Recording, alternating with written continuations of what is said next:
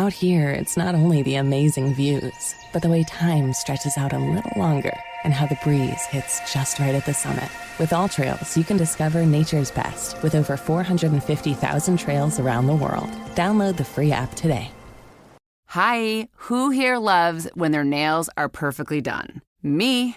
I'm Sarah Gibson Tuttle, and I started Olive in June because, let's be real, we all deserve to have gorgeous nails, but who wants to spend a fortune or half their day at the salon? And that's why I created the Mani system, so you can have that salon-perfect manicure right at home. And guess what? The best part? Each mani only costs $2. Yep, you heard me, $2. No more $30, $40, $50 salon trips that eat up your day. Now you can paint your nails whenever you want, wherever you want, and trust me, you're gonna be obsessed with your nails and everyone is gonna ask you, where did you get your nails done? And here's a little something extra. Head over to oliveinjune.com and get 20% off your first Mani system with code PERFECTMANI20 at oliveinjune.com/PERFECTMANI20. That's code PERFECTMANI20 for 20% off at oliveinjune.com/PERFECTMANI20. You're all set for a nail glow up. Let's get those nails looking fabulous, shall we?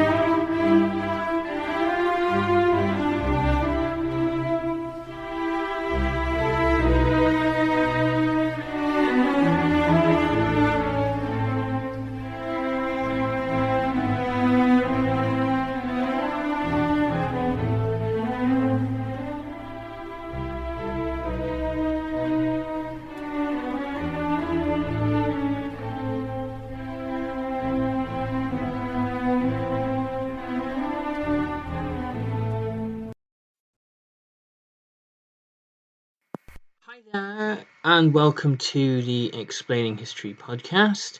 This is one of those specials that I do from time to time when we are faced with a crisis of the present moment, and being no doubt the Israeli air raid on Iran's nuclear sites overnight represents an immense escalation of crisis in the Middle East and probably beyond. So I'm going to try to unpack a little bit of that today and look at some of the kind of historical longer roots of this.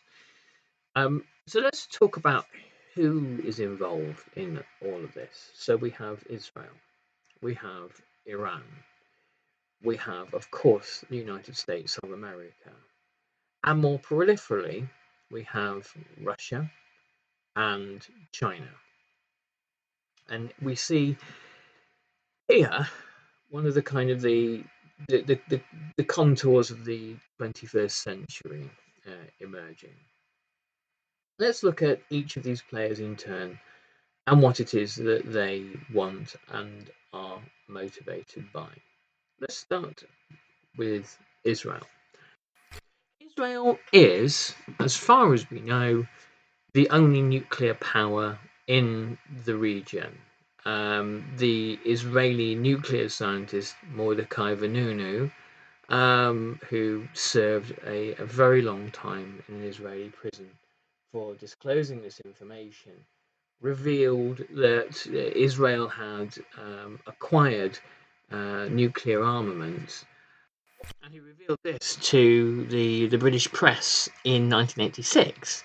So the Israeli nuclear weapons program was in play for considerably longer than that, no doubt with American knowledge and blessing, and Israel has never confirmed the existence of its nuclear program, but its defenders argue that, well, a small Jewish state surrounded by many Arab enemies needs to have a deterrent. They probably had nuclear weapons as far back as 1973, when the Syrians and Egyptians invaded during the Yom Kippur War. One of the motivating factors, so the theory goes, for Nixon intervening and giving Israel the arms that it needed in order to fight in order to successfully fight a conventional war, was the fear that Israel might simply drop atomic bombs on or fire nuclear missiles at Cairo and Damascus, respectively, taking a Middle Eastern sort of facet of the Cold War. And of course, the Egyptians and the Syrians were armed with Soviet weapons and were sort of de facto Soviet client states, and turn that possibly into a hot or even a nuclear Cold War between the superpowers. So Israel has sought to maintain its monopoly on nuclear power in the Middle East, and it has done so through the various kind of Iran nuclear deals that have been on the table and off the table periodically since the 1990s. Israel has seen it as its right and its yes, its right to act unilaterally across the Middle East when it comes to the possibility of other nuclear armed states emerging. The classic example of that was the Israeli air raid on Iraq in 1981. Too much is made of Iraq's weapons of mass destruction programs. It's not to say that Iraq didn't have any. Iraq didn't use chemical weapons during the Iran-Iraq war, and probably biological weapons too.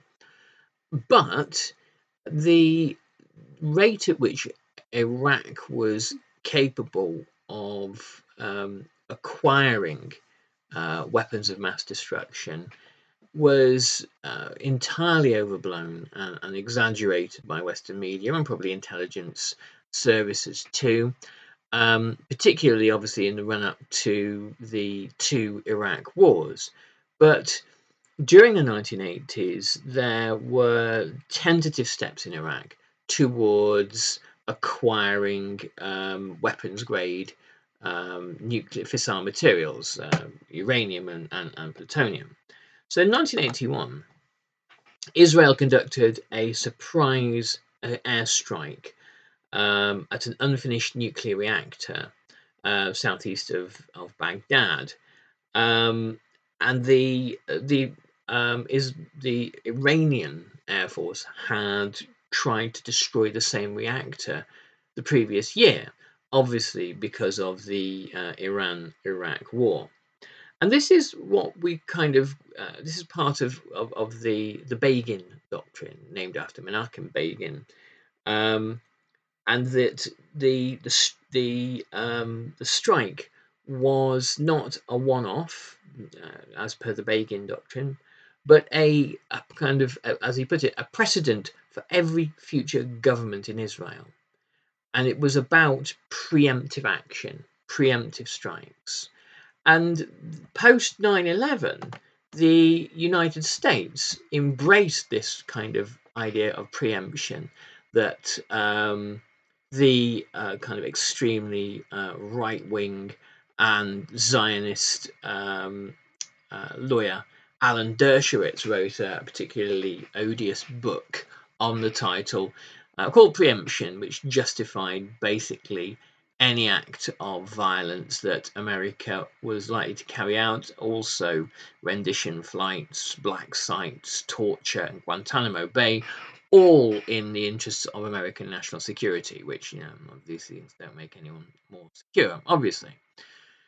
So what we're seeing here, there is a long historical tale, a long historical precedent for, and it's nothing that the Israelis haven't been preparing for some time. It will be interesting to see how Israeli aircraft flew and what direction they flew from. Did they fly over Jordan and Iraq? Did Arab states give the Israelis a kind of a route through to Iran, or did they fly from the Gulf states?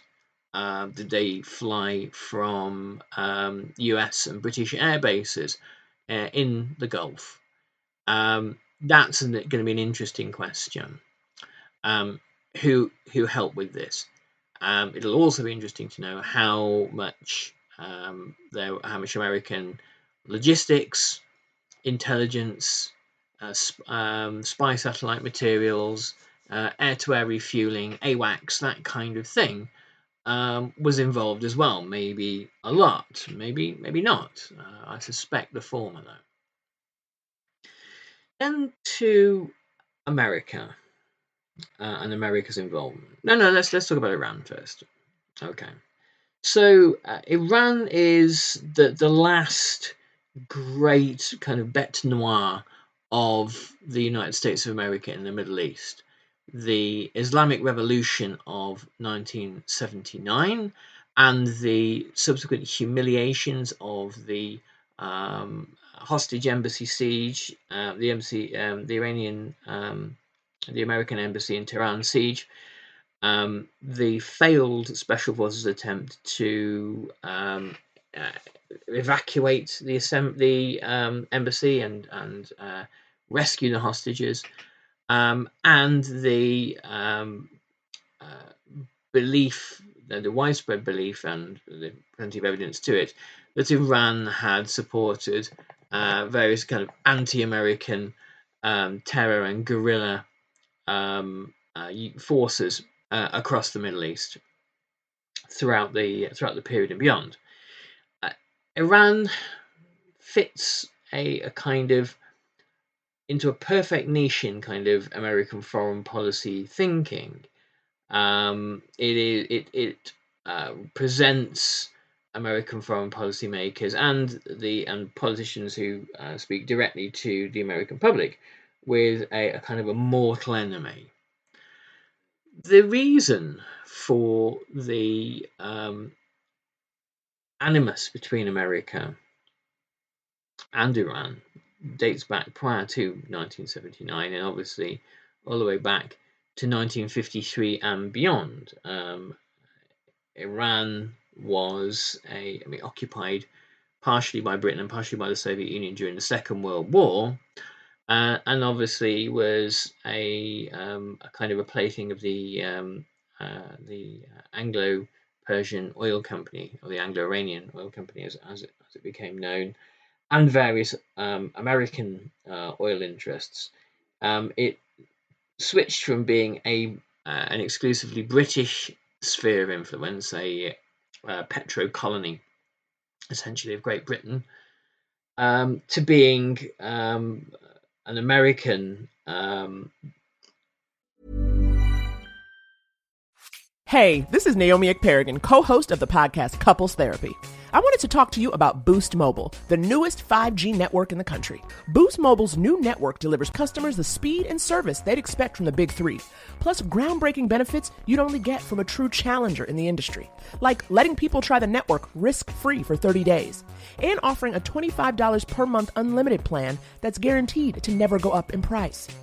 So visit your nearest Boost Mobile store or find them online at boostmobile.com.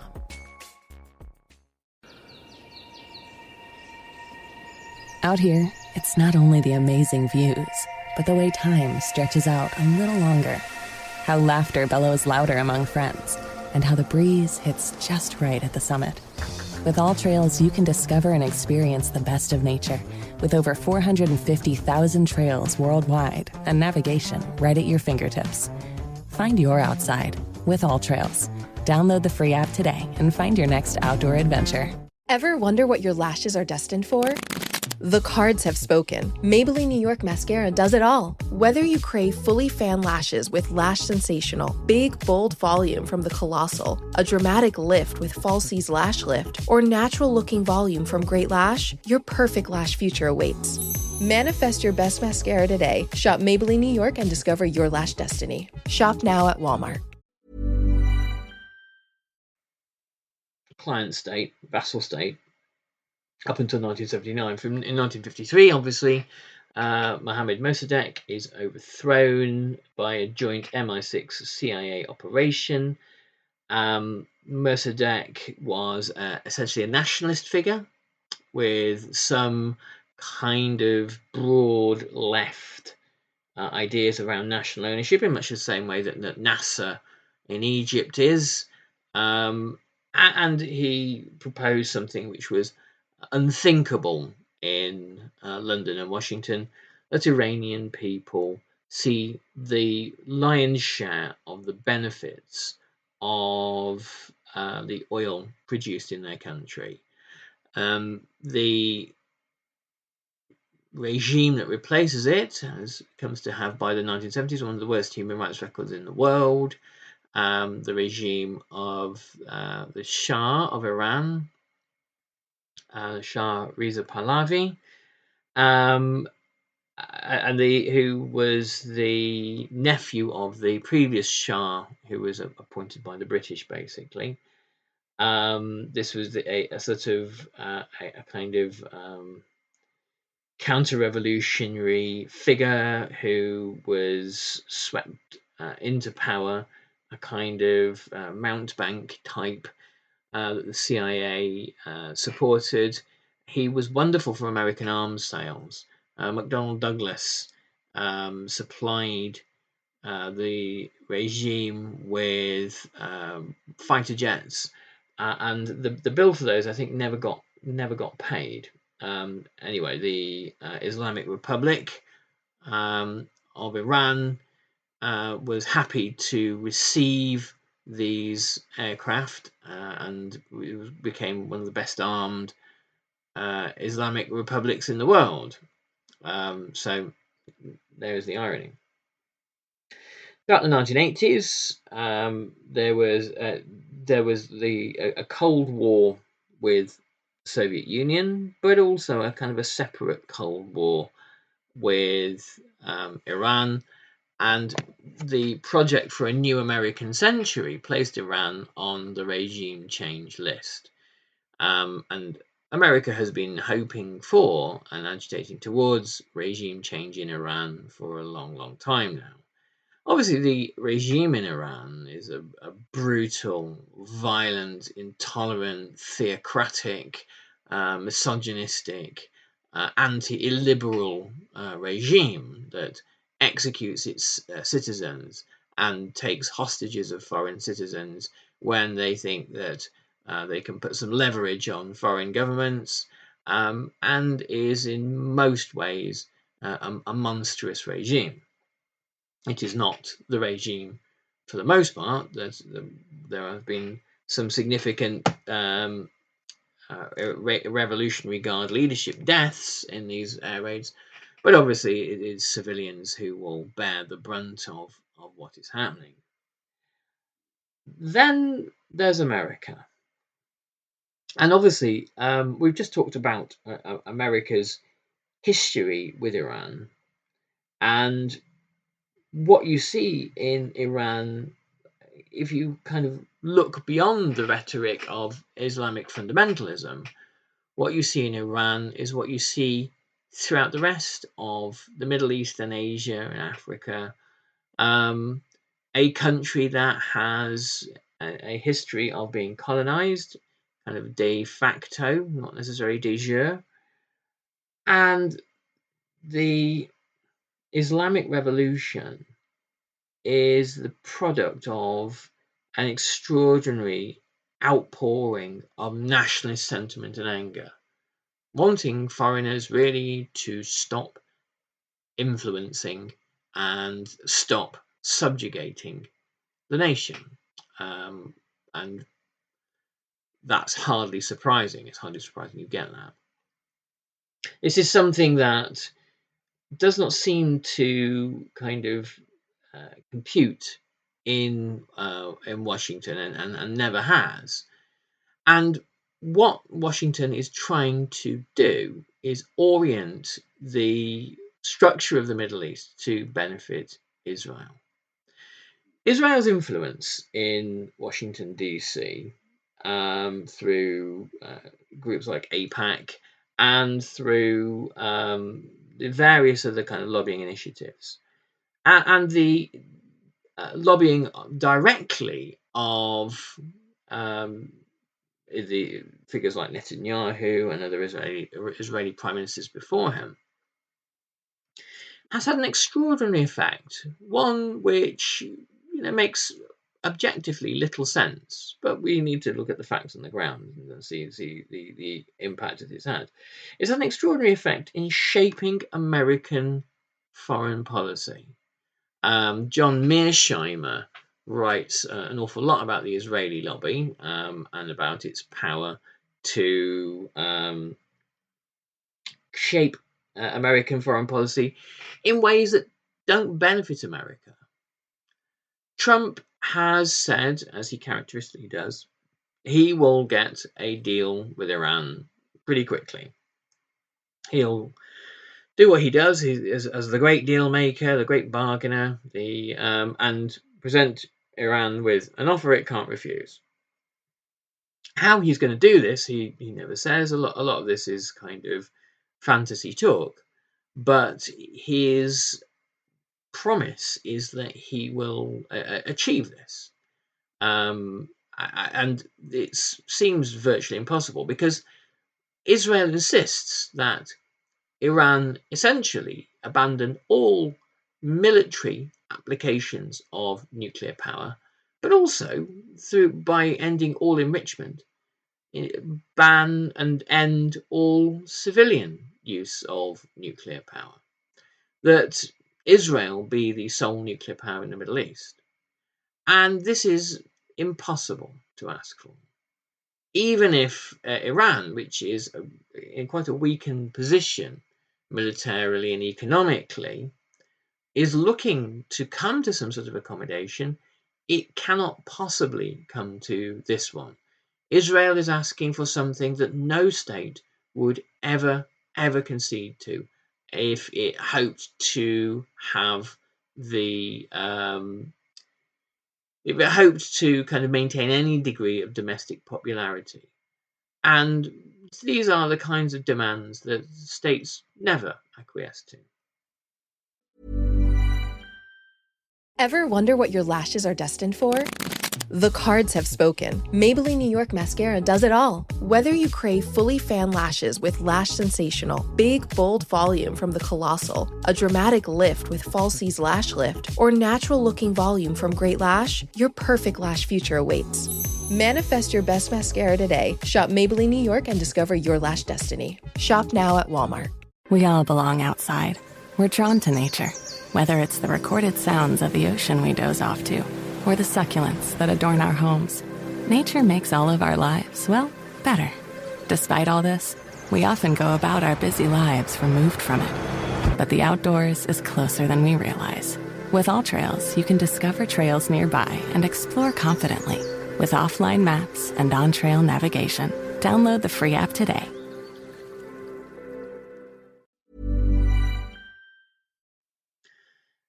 As a result, Israel has said if there is no agreement, and Trump has, bear in mind, withdrawn from the Iran nuclear agreement that was pioneered with America, the European Union, and Iran. Trump has previously withdrawn from this. Perhaps I would imagine not even understanding a word that it says. And he's withdrawn from it previously at the behest of Israel. Israel obviously wants to have a more stringent deal, one which cripples Iran permanently, weakens it permanently, and states just do not agree to their own self kind of emasculation. They don't. I mean, because why would they? So, because there is intransigence, because Trump can't make an impossible deal, struggles mainly to make even good ones. If you look at the what's been happening this week with Trump in China, then Israel, I beg your pardon, has essentially put America on notice and said, well, we will have to sort this out ourselves then. It remains to be seen how successful Israel has been, because, of course, if Israel has crippled Iran's nuclear facilities, its nuclear enrichment program, and other parts of nuclear infrastructure, and has done that irrevocably, or put Iran back many, many years, then that does materially change things in the Middle East, and obviously not in Iran's favor. Iran will strike back, and it will strike back in a far greater way than it previously did last year, I think it was now, with drone and missile strikes. This time Iran will, I imagine, throw everything it has at Israel, and using drones. Drone technology is changing the balance of power and changing what is possible. And I suspect we may learn an awful lot about the shape of modern warfare when Israel is struck by Iranian drones. The operation is ongoing. So Netanyahu said that the operation will continue to go until we've done it all. So this again indicates that there's been significant damage to Iranian air defenses, that the Israelis can come and go as they please. And if that is the case, and Israel is capable of continued attacks against Iran, that again will change the nature of politics in the Middle East almost beyond recognition, just as the way 1967 did, and Israel's use of air power then.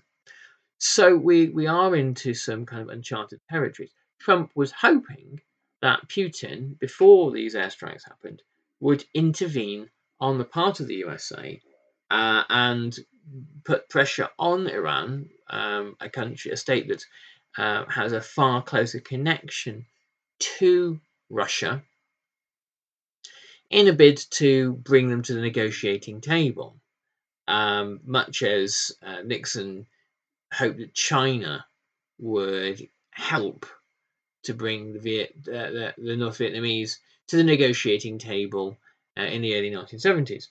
There's no chance that Russia will do this. Russia has no interest in this.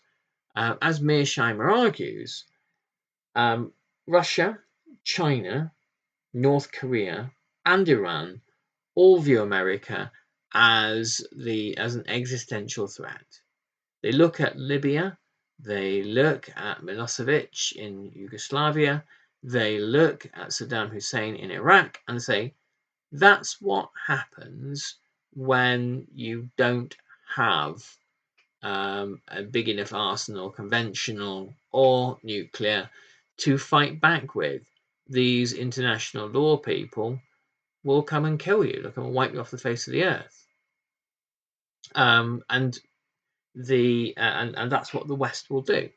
So let's not be foolish here. Let's stick together. And they will work together in unison, with the Russians and the Chinese being far more subtle. So there will be no negotiated end, I suspect. It's in Netanyahu's interest to keep conflict going. As long as conflict continues, he stays out of prison. If conflict ends, there will be political maneuvers within Israel to bring him to book for his various fraudulent escapades, and he's really quite frightened of that.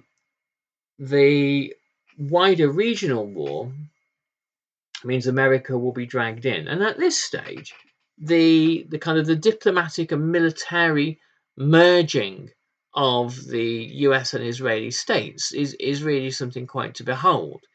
And you have American policymakers who are essentially saying that Israeli interests and American interests do not diverge. They are, in essence, the same thing.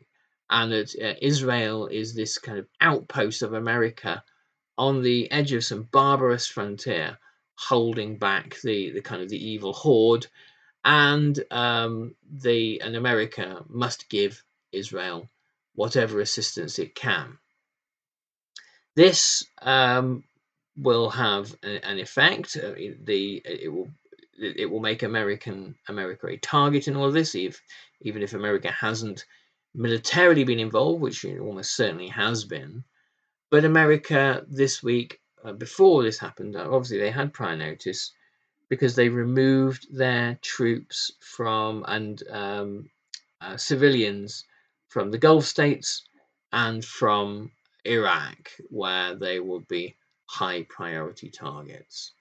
So that's just a kind of little historical overview. What's going to happen next is not necessarily anyone's guess, but in the realm of kind of idle speculation for me. So I'm not going to go there. But I hope that was an interesting little primer in what we're talking about here and the ongoing crisis. So wherever you are, stay safe, and let's hope this doesn't result in some horrible global conflict, or any more of a horrible global conflict than we're already kind of in. Take good care. All the best. Bye-bye.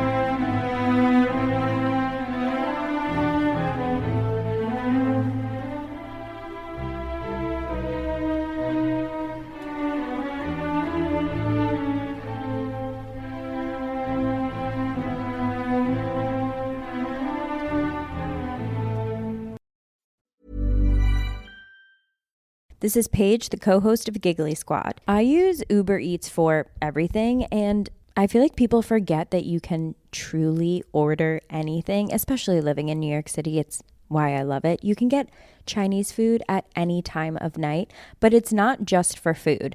I order from CVS all the time. I'm always ordering from the grocery store. If a friend stops over, I have to order champagne.